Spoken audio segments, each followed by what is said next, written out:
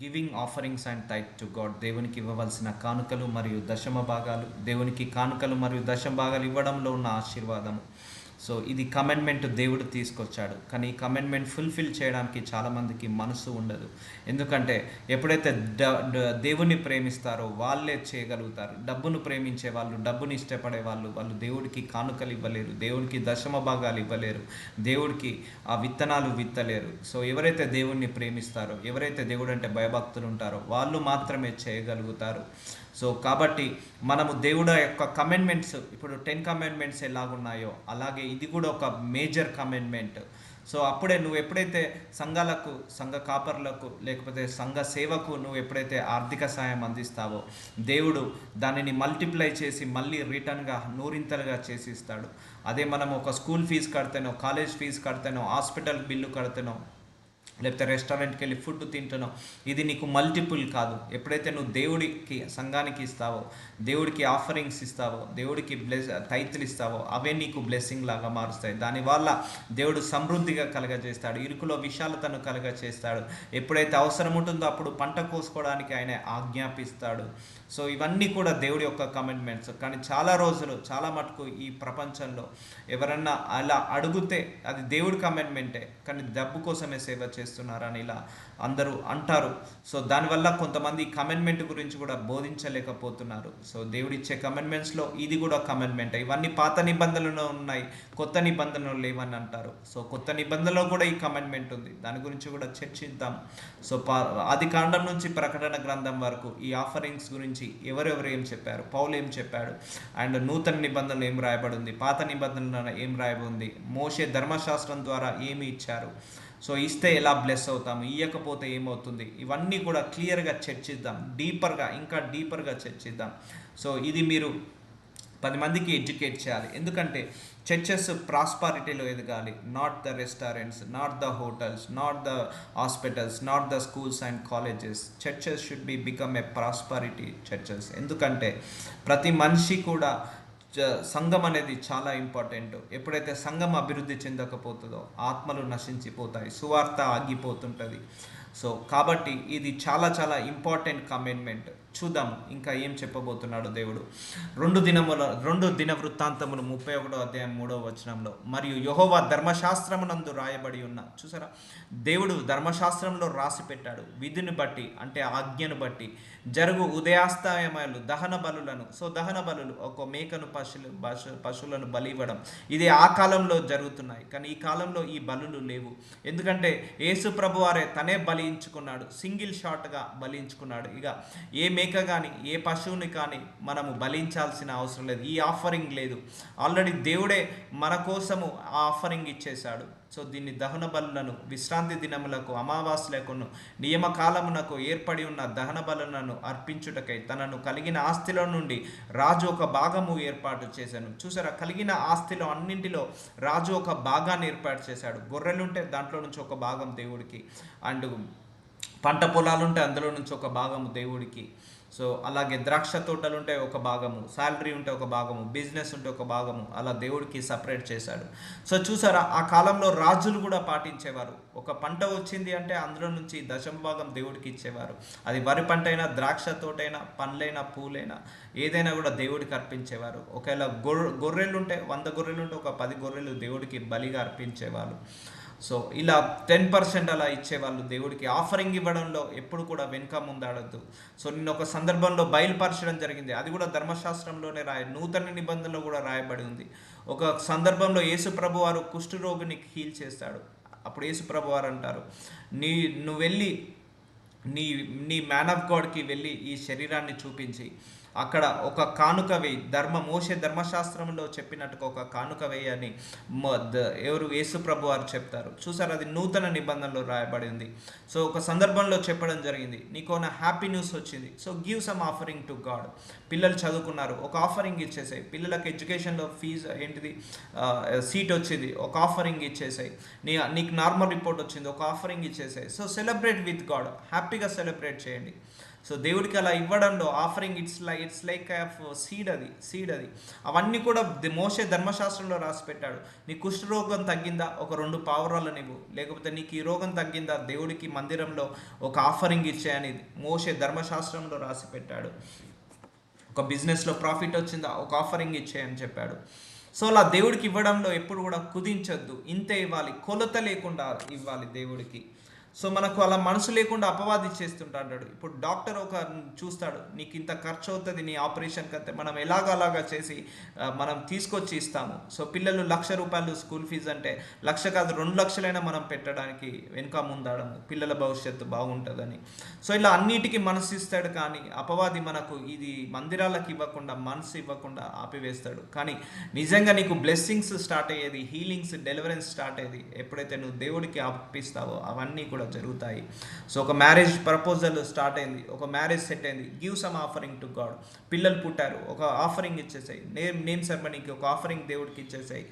And అలాగే every year బర్త్డేకి దేవుడికి ఒక ఆఫరింగ్ పిల్లల పేరు మీద ఇచ్చేసాయి.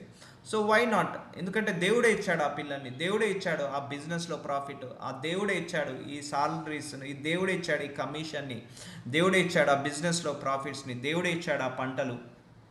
So why not? ఎందుకు ఇవ్వద్దు సో అన్నది క్వశ్చన్ ఇంపార్టెంట్ ఇక్కడ.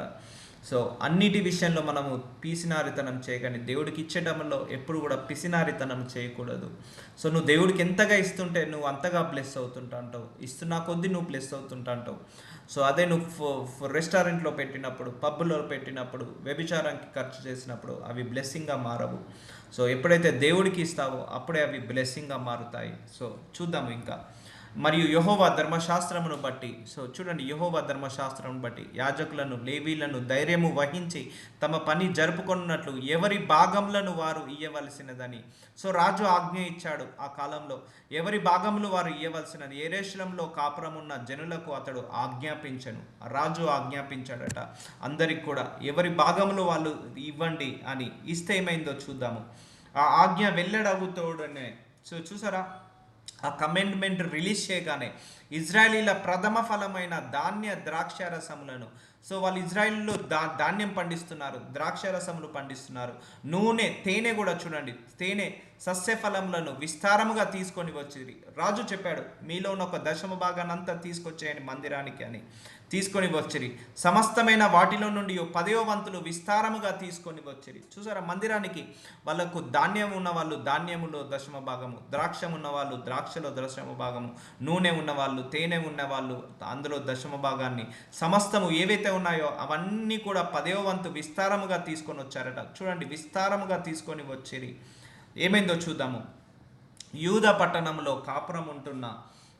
కాపురమున్న ఇజ్రాయేలీల వారును, యూదా వారును ఎద్దులలోను గొర్రెలలోను 10వ వంతును, చూసారా వాళ్ళకున్న ఆస్తులు, ఎద్దులు గొర్రెలు కూడా, వాటిలో కూడా 10వ వంతును తమ దేవుడైన యెహోవాకు ప్రతిష్ఠితములైన వస్తువులతో 10వ వంతును తీసుకొని వచ్చి కుప్పలుగా కూర్చిరి. సో దేవుడికి ఇవ్వాల్సిన 10వ వంతు ప్రతిష్టమైన వస్తువులలో కూడా 10వ వంతు తీసుకొచ్చారట. సో గొర్రెలు, గొడ్లు, అలాగే మేకలు, ధాన్యము, ద్రాక్ష, నూనె, పప్పు, ఉప్పు అన్నీ కూడా, తేనె అవన్నీ కూడా తీసుకొచ్చారు. తినే పదార్థాలు అవన్నీ కూడా. చూద్దాము ఏం జరిగిందో. తీసుకొస్తే వారు 3వ మాసమందు కుప్పలు వేయని ఆరంభించి 7వ మాసమందు ముగించారు. అంటే 3వ నెలకు స్టార్ట్ చేస్తే 7వ నెల వరకు వస్తూనే ఉన్నాయట ఆ మందిరానికి, ఆ రాజాజ్ఞ ప్రకారము 10వ భాగము. సో హిజ్కియాను అధిపతులను వచ్చి ఆ కుప్పలను చూచి యెహోవాను స్తుతించి ఆయన జనులైన ఇజ్రాయేలీలను దీవించిరి. చూసారా, అక్కడ అందరూ కూడా దీవించారట, తెచ్చిన వాళ్ళందరినీ కూడా. సో ఎప్పుడైతే నువ్వు ఒక మ్యాన్ ఆఫ్ గాడ్కి, దేవుడికి, సేవకి నువ్వు బ్లెస్సింగ్ ఏంటిది ఆఫరింగ్ ఇస్తావో, ఆ ఆఫరింగ్ని దేవుడు ఏంటిది సీడ్ని బ్లెస్ చేస్తాడు ఆ మ్యాన్ ఆఫ్ గాడ్. దీవించితే ఏమైందో చూద్దాము. హిజ్కియా ఆ కుప్పలను గూర్చి యాజకులను, లేవీలను ఆలోచన అడిగినందుకు సాదోకు సంతతి వాడును ప్రధాన యాజకుడగు అజర్యా యెహోవా మందిరంలోనికి జనులు కానుకలు తెచ్చుట మొదలుపెట్టినప్పటి నుండి, చూడండి, జనులట కానుకలు తెచ్చుట మొదలుపెట్టినప్పటి నుండి మేము సమృద్ధిగా భోజనము చేసినను చాలా మిగులుచున్నది. చూడండి దేవుడు ఎంత వాక్యం చెప్పాడో. మనము దేవుడికి ఇచ్చినప్పుడట సమృద్ధిగా భోజనము చేసినను, ఇంకా తిని నువ్వు నీ పిల్లలు తిన్నాక కూడా చాలా మిగులుచున్నది. అది దేవుడికి ఎప్పుడైనా ఇస్తే నీకు మిగులుతుంటుంది. సో దేవుడికి ఇవ్వకుండా అపవాది మనల్ని ఆపివేస్తుంటా అంటాడు. ఇరుకులో విశాలతను కలుగ చేస్తాడు దేవుడు. సో జనులు కానుకలను తెచ్చుట మొదలుపెట్టినప్పటి నుండి మేము సమృద్ధిగా భోజనము చేసినను చాలా మిగులుచున్నది. యెహోవా తన జనులను ఆశీర్వదించినందున ఇంత గొప్ప రాశి మిగిలినదని రాజుతోననగా. చూసారా, దేవుడు ఏం చేస్తాడు? మిగిలేలాగా చేస్తాడు. ఆశీర్వదించినందున ఇంత గొప్ప రాశి మిగిలినదని రాజుతోననగా. చూడండి ఇక్కడ ఏం జరుగుతుంది? Overflow of blessing. When you want to overflow blessing, you need to give the God, you need to give the offering to God. అది మెయిన్ కమెంట్మెంట్. నీ ఇంట్లో మిగిలాలి, గ్రాసరీస్ మిగిలాలి, నీ ధనము మిగిలాలంటే ఫస్ట్ నువ్వు దేవుడికి ఇవ్వాల్సిందే. సో భోజనము చేసినాను, సమృద్ధిగా భోజనము చేసినాను, మిగులుచున్నదట. యెహోవా తన జనులను ఆశీర్వదించినందున, అంటే ఎవరెవరైతే ఆ దశమ భాగాలు కానుకలు ఇచ్చాడో వాళ్ళందరినీ కూడా దేవుడు ఏం చేశాడు? ఆశీర్వదించాడు.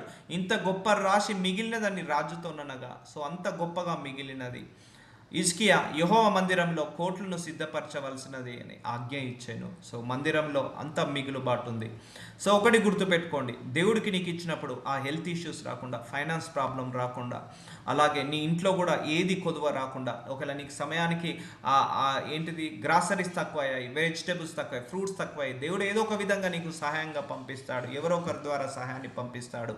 అందుకే దేవుడికి ఇవ్వడంలో ఎప్పుడు కుదించకండి, ఎప్పుడు కొలత పెట్టుకోకండి. ఇట్స్ అన్లిమిటెడ్గా మీరు ఇవ్వండి, దేవుడు కూడా అన్లిమిటెడ్గా ఇస్తాడు. ఎందుకంటే అది ఇచ్చిన ఆశీర్వాదం దేవుడే కదా. సో దేవుడు ఇచ్చే హృదయాన్ని చూస్తాడు. కృతజ్ఞతతో ఇవ్వండి. 100 రూపాయలు వచ్చినా కూడా అందులో నుంచి 10% తీసేయండి. 1000 రూపాయలు వచ్చినా అందులో నుంచి 10% తీసేయండి. దేవుడు మందిరానికి పంపించండి, ఆఫరింగ్ ఇచ్చేయండి, మ్యాన్ ఆఫ్ గాడ్కి ఇవ్వండి, ప్రేయర్ చేసుకోండి. ఇచ్చేటప్పుడు కూడా అయ్యా ప్రభువా నాకు ఎన్నో ఖర్చులు ఉన్నాయి, వినండి ఇచ్చేటప్పుడు ఎలా ప్రార్థించాలో. అయ్యా నాకు ఎన్నో ఖర్చులు ఉన్నాయి, ఎన్నో ఎన్నో ఎన్నో అవసరాలు ఉన్నాయి, బట్ అయినా కూడా నాకు వచ్చిన దాంట్లో ఫస్ట్ ప్రియారిటీ మీకు ఇస్తున్నాను అయ్యా. మీరు ఇచ్చిన ఈ దశమ భాగం అనే కమెంట్మెంట్ నేను ఫుల్ఫిల్ చేస్తాను. ఇది స్వీకరించి నన్ను నూరింతలుగా ఆశీర్వదించానని ఇలా ప్రార్థించి ఇవ్వాలి ఎప్పుడైనా కూడా. అయ్యా ఏ విత్తనం విత్తువాడో ఆ పంట కోస్తానని సెలవిచ్చావు. ఇదిగో తండ్రి మనీ అనే విత్తనాన్ని విత్తుతున్నాను, తిరిగి నూరింతలుగా పంట కోసుకునే కృపను దయచేయండి. ఇదిగో తండ్రి వరి అనే విత్తనాన్ని విత్తుతున్నాను, తిరిగి నూరింతలుగా పంట కోసుకునే కృపను నాకు దయచేయండి. ఇదిగో తండ్రి ద్రాక్ష తోటలు అనే విత్తనాన్ని విత్తుతున్నాను, నూరింతలుగా పంట కోసుకునే కృపను నాకు దయచేయండి. సో ఏదైతే ఇస్తున్నారో ఆ ఆఫరింగ్ని దాన్ని ప్రేర్ చేసి మళ్ళీ దాన్ని మల్టిపుల్ చేయమని ప్రార్థించి ఇవ్వండి ఎప్పుడైనా కూడా. సో బ్లైండ్గా ఇవ్వడం కాదు, మందిరానికి పంపించడం కాదు. అయ్యా నాకు జీతం వచ్చింది, కానీ అయ్యా ఎన్నో ఖర్చులు, ఎన్నో ఇరుకులు, ఇబ్బందులు ఉన్నా కూడా మొదటిగా నేను నీకు ఇస్తున్నాను తండ్రి. అయ్యా నేను ఏ విత్తనమైతే విత్తుతావో ఆ పంట కోస్తానన్నావు, ఈ మనీ అనే విత్తనాన్ని విత్తుతున్నాను, తిరిగి నూరింతలుగా పంట కోయండి. అంటే నేను ఇస్తున్నాను, మళ్ళీ నన్ను బ్లెస్ చేయి ప్రభువా, మళ్ళీ బ్లెస్ చేసిన కొద్దీ నాకు మళ్ళీ ఇంకా పెంచుతాను తండ్రి నీ యొక్క దశమ భాగాన్ని. సో అలా సిన్సియర్గా, డెడికేటెడ్గా యాక్సెప్ట్ చేయమని అడగండి దేవుణ్ణి. So accept this offering and bless చేయమని అడగండి, నన్ను మల్టిప్లై చేయమని అడగండి. ఇచ్చేటప్పుడు ఎప్పుడు ఎవరికి ఏ మ్యాన్ ఆఫ్ గాడ్కి ఇచ్చినా కూడా ప్రేయర్ చేసి ఆఫరింగ్ని బ్లెస్ చేయమని అడగండి, దేవుణ్ణి మల్టిప్లై చేయమని అడగండి. సో అప్పుడు దేవుడు నిన్ను బ్లెస్ చేస్తాడు. సో వచ్చాడు కదా, ఇవ్వాలి కదా, సో ఇది కమెంట్మెంట్ కదా, అలా కాకుండా హోల్ హార్టెడ్గా చేయాలి. ఎప్పుడైనా కూడా ప్రార్థించి మళ్ళీ నీకు మల్టిప్లై కావాలని, నువ్వు నూరింతలుగా మళ్ళీ ఆ ఆశీర్వాదం పొందుకోవాలని ప్రార్థించి ఇవ్వండి. సో అప్పుడు ఆ దైవజనుడు కూడా ప్రార్థిస్తాడు. సో ఇప్పుడు ఆ దైవజనుడు తీసుకోకపోతే ఆశీర్వాదం ఆగిపోతుంది, తీసుకుంటేనే ఆశీర్వాదం వస్తుంది. కాబట్టి అలా ప్రార్థించి యాక్సెప్ట్ చేయమని చెప్పి దీవించమని ప్రార్థించండి. సో ఇది ఒక కమెంట్మెంట్, ఒక ప్రాసెస్ పెట్టాడు దేవుడు. ఈ ప్రాసెస్ని మనందరం కూడా ఫాలో కావాల్సిందే. సో 2వ దిన వృత్తాంతంలో 31వ అధ్యాయము 12వ వచనము, వారు వాటిని సిద్ధపరిచి ఏమీ అపహరింపకుండా కానుకలను 10వ భాగములను ప్రతిష్ఠితములుగా తేబడిన వస్తువులను లోపల చేర్చిరి. ఎప్పుడైనా దేవుడు కానుకలను ఎప్పుడు కూడా దొంగలించద్దు. లేవీయుడైన కొనన్య వాటి మీద విచారణకర్తగా నియమింపబడెను. అతని సహోదరుడైన షిమి అతనికి సహకారిగా ఉండెను. సో ఏవైతే దశమ భాగాలు వచ్చాయో, ఏవైతే ఆఫరింగ్స్ వచ్చాయో అవన్నిటి మీద ఒక విచారణకర్త లెక్క చూపించుకోవాలి. సో లెక్క అనేది ఉండాలి, అది చూపించుకోవాలి.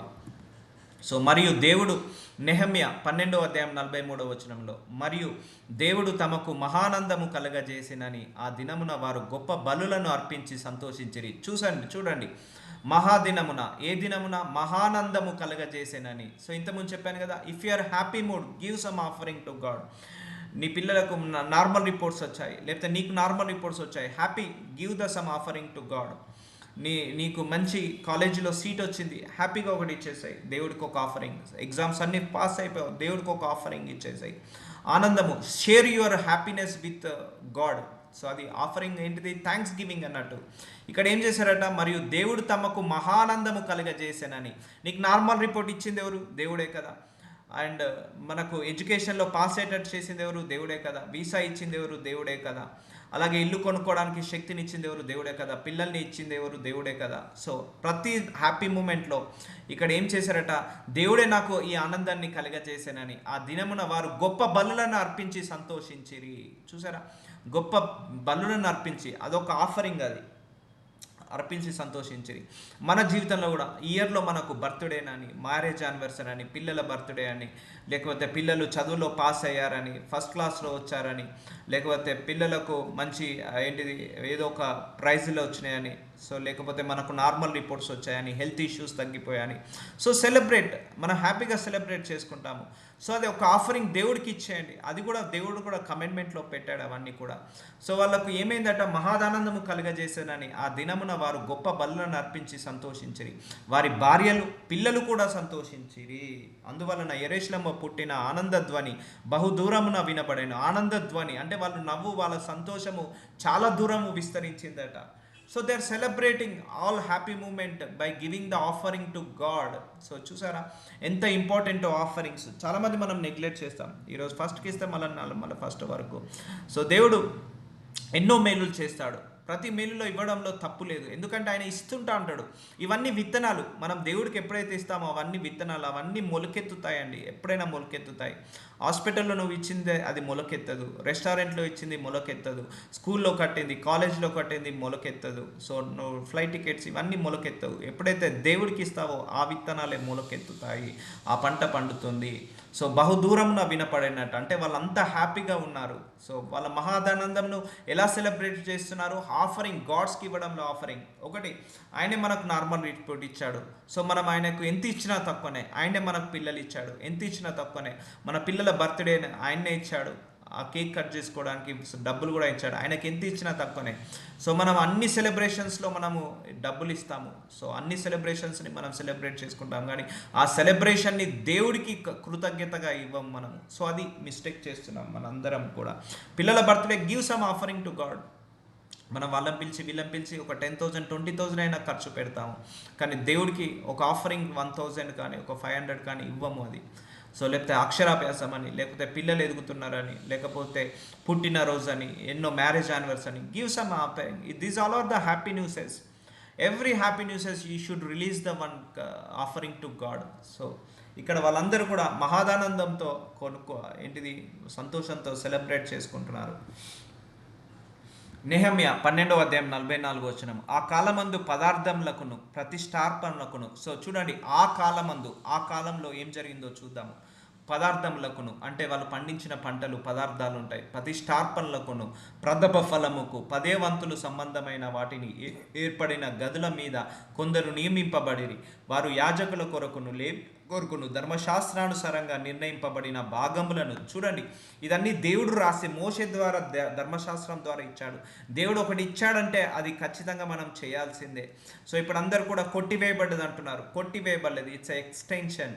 సో ధర్మశాస్త్రానుసారంగా నిర్ణయింపబడిన భాగములను పట్టణముల పొలముల నుండి సమకూర్చుటకు నియమింపబడిరి. సేవ చేయుటకు నియమింపబడిన యాజకులను బట్టి, లేవీయులను బట్టి యూదులు సంతోషించిరి. సో ఇవన్నీ కూడా ఆ కాలం నుంచి ఆనవాయితీగా జరుగుతుంది. సో మధ్యలో people disconnected from this. So నెహెమ్యా 13వ అధ్యాయం 11వ వచనం. నేను అధిపతులతో పోరాడి దేవుని మందిరమును ఎందుకు లక్ష్య పెట్టలేదని అడిగి వారిని సమకూర్చి తమ స్థలంలో ఉంచి తిని. అటు తర్వాత యూదులందరూ ధాన్యము ద్రాక్షరస తైలంలో 10వ భాగమును ఖజాలోనికి తెచ్చిరి. సో అప్పుడు కమెంట్మెంట్, రాజే ఇచ్చాడు ఆజ్ఞ. రాజే ఆజ్ఞ ఇచ్చాడు, మీకు ఏది పండినా ఏది సంపాదించినా ఒక 10% మీరు మందిరానికి తీసుకురావాల్సిందే అని రాజే ఆజ్ఞ పెట్టాడు. సో ఈ కాలంలో కూడా గవర్నమెంట్ మనం ఇవ్వాల్సిన 10% ఏమవుతుంది? ట్యాక్స్ రూపంలో వెళ్ళిపోతుంది. ట్యాక్సెస్, ఏది తిన్నా ఏది త్రాగినా, సంపాదిస్తే ట్యాక్స్, ఖర్చు పెడితే ట్యాక్స్. కానీ అది కాదు. ఫస్ట్ మనం ఏది సంపాదించినా కూడా ఫస్ట్ మనం దేవుడికి ఇవ్వాల్సిందే. సో ఆ గవర్నమెంట్ ఇక్కడ కూడా వస్తే బాగుండు. ఆ గవర్నమెంట్ అక్కడ ఆ కాలంలో ఉంది.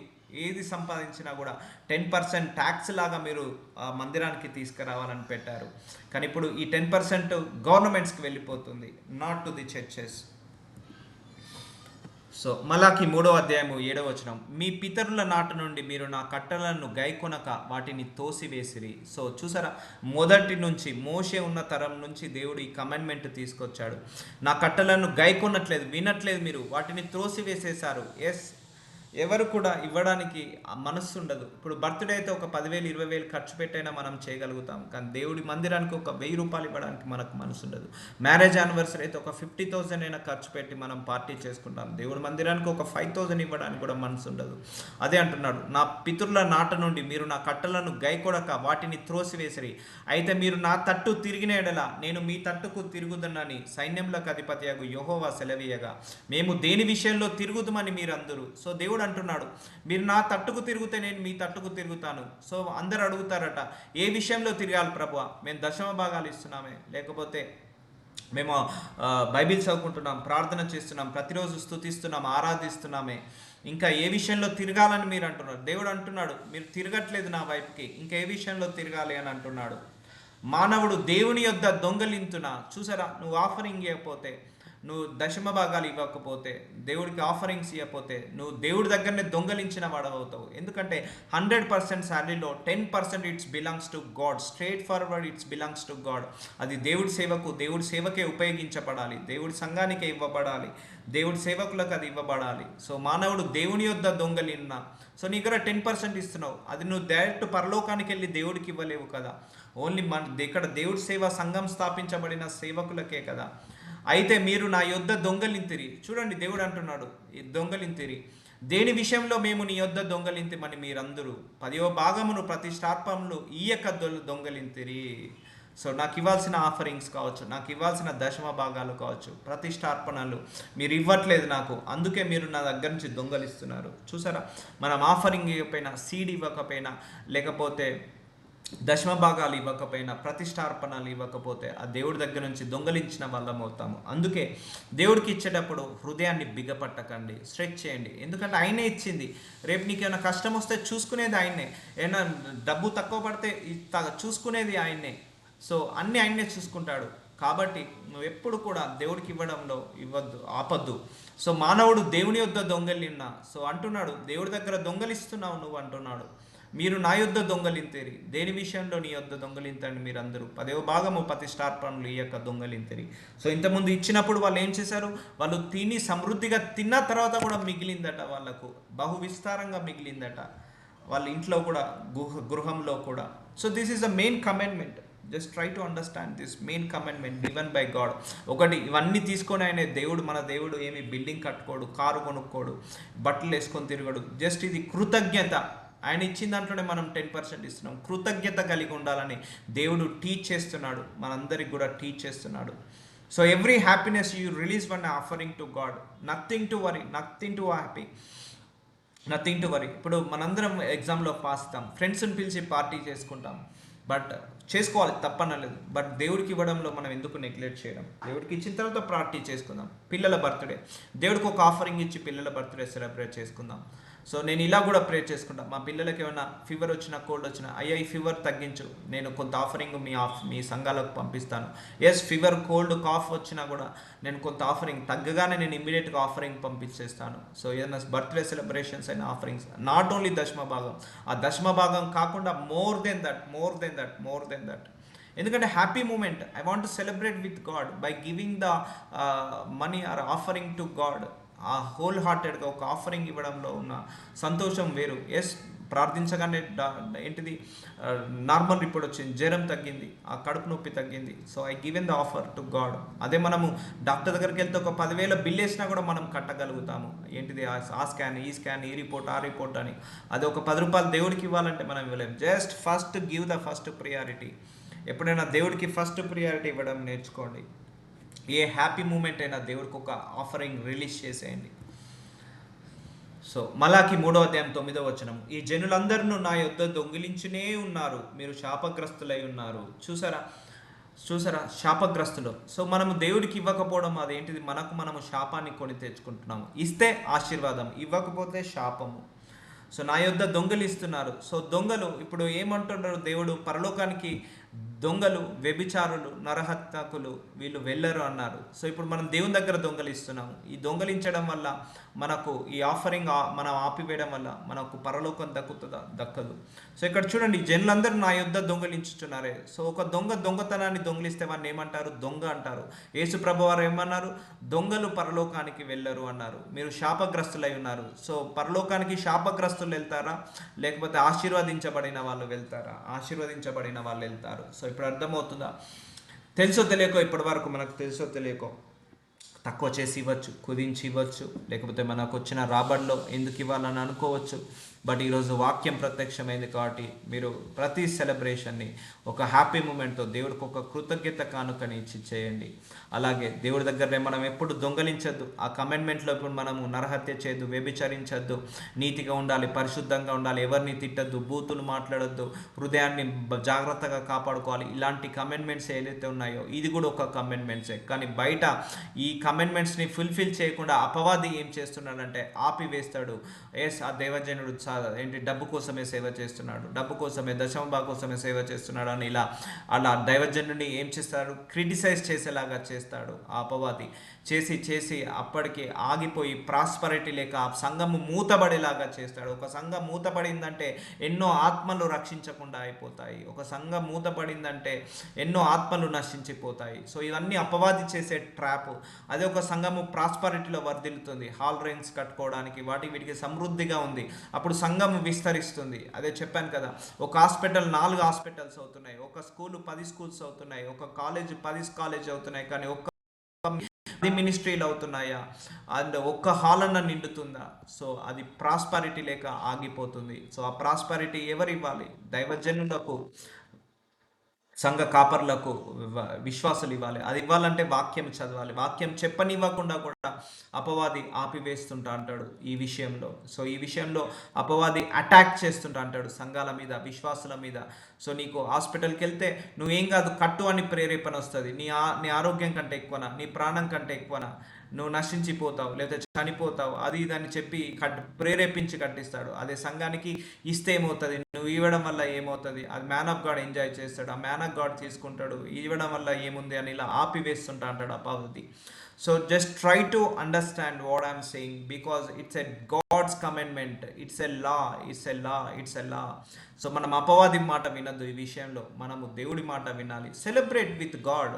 ఒక హ్యాపీ మూమెంట్ వచ్చింది, ఒక బర్త్డే సెలబ్రేషన్, మ్యారేజ్ యానివర్సరీ, లేకపోతే నార్మల్ రిపోర్ట్ రావడమో, పిల్లలు ఎడ్యుకేషన్లో పాస్ కావడమో, లేకపోతే ఒక మంచి డ్రెస్ కొనుక్కోవడమో, లేకపోతే ఒక మొబైల్ కొనుక్కోవడమో, ఒక కారు కొనుక్కోవడమో. Give offering to God each and every moment. So మనం కారు 10 లక్షలైనా కొంటాం, ఒక 10,000 మనము దేవుడి పేరు మీద ఒక ఇవ్వలేము. 10 లక్షలకు మన మనసులో ఉంటుంది కొనుక్కోవడానికి. లేకపోతే ఒక ₹1,00,000 పెట్టి ఐఫోన్ కొనడానికి ఉంటుంది. ఒక ₹1,000 మనం దేవుడికి మనసు లేకుండా చేస్తాడు అపవాది. So if you are investing on car, if you are investing on mobile phone, purchasing mobile phone, that is not a blessing. If you are investing money to the churches and church నడవడానికి, లేకపోతే offerings ఇచ్చి ఆ సంఘాన్ని అభివృద్ధి చేయడానికి, అది నీకు ఆశీర్వాదము. సో ఇక్కడ శాపగ్రస్తులై ఉన్నారు అంటున్నారు. So this is the main commandment from God. చూద్దాం. సో మలాకి 3:10 నా మందిరంలో ఆహారం ఉండునట్లు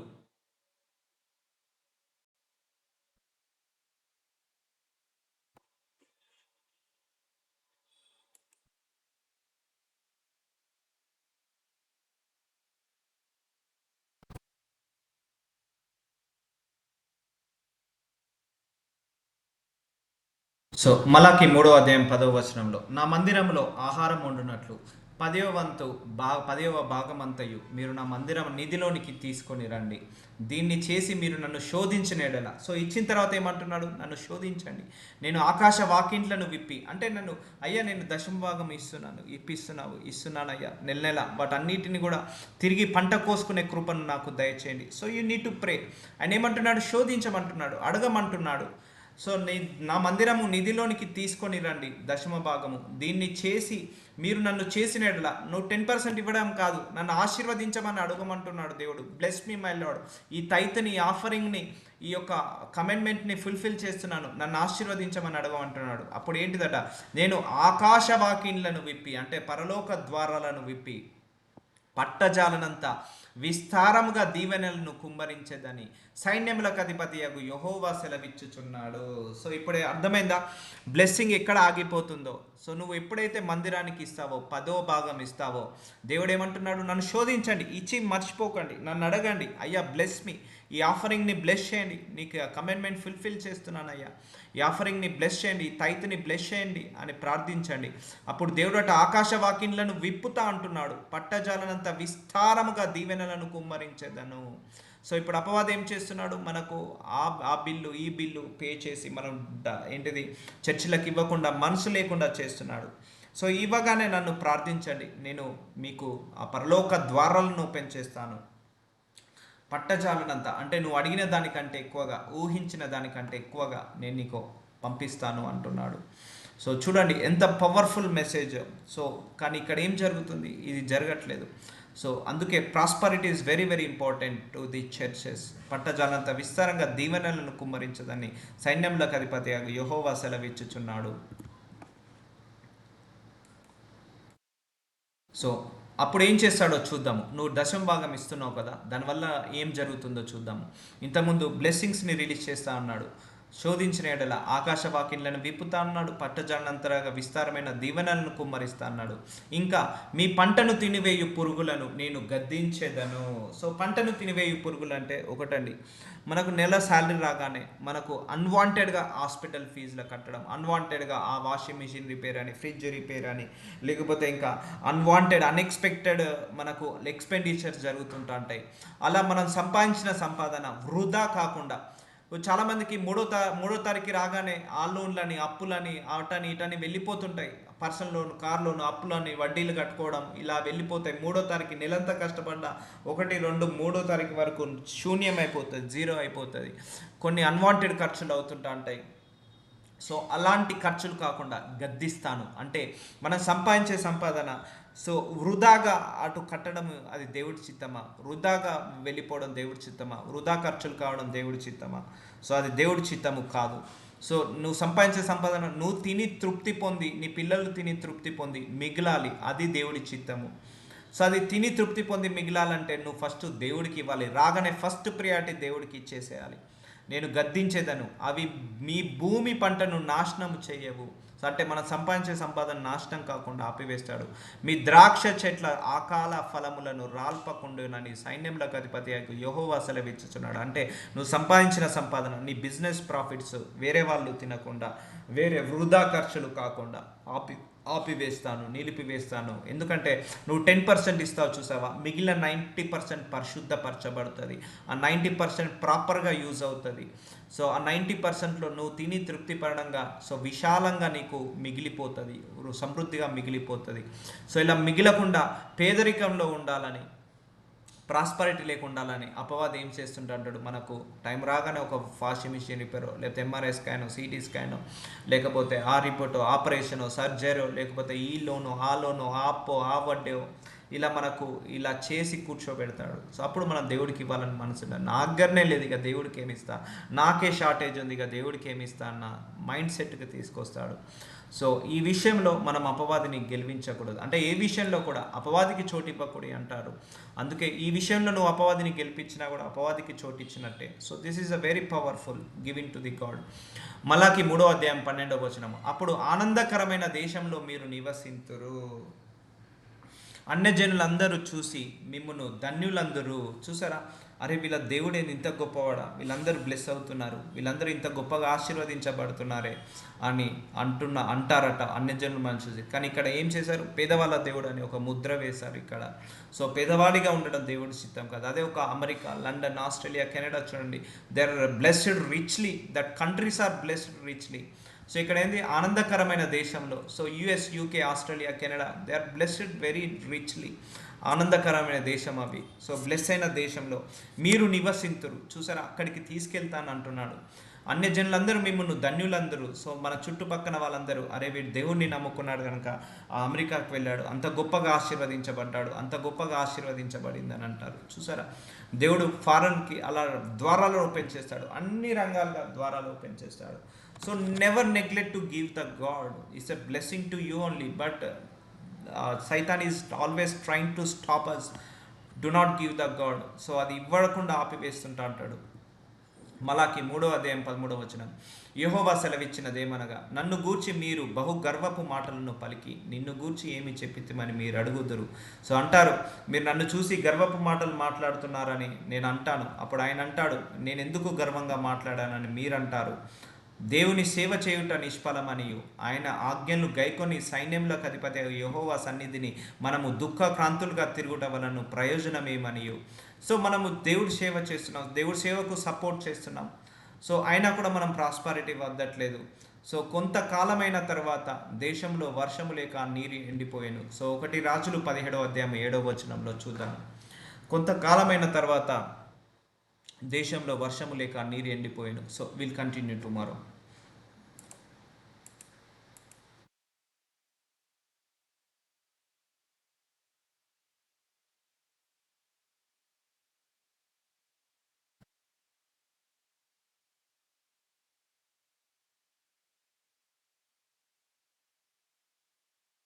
lord Jesus, thank you so much for this blessing ceremony my Lord. అయ్యా ప్రభు, మేము తెలిసి కానీ తెలియక కానీ నా తప్పులు, పొరపాట్లు, దోషాలు చేస్తుంటే క్షమించండి. మీ దగ్గర మీకు ఇవ్వాల్సిన కానుకలను దొంగిలించుంటే క్షమించండి అయ్యా, మన్నించండి. ఈ రోజుతో వాటన్నిటిని కొట్టివేయండి తండ్రి. మేము సమృద్ధిగా ఇవ్వగలిగే శక్తిని మాకు దయచేయమని నాజరుడైన యేసు నామములో ప్రార్థిస్తున్నాను తండ్రి.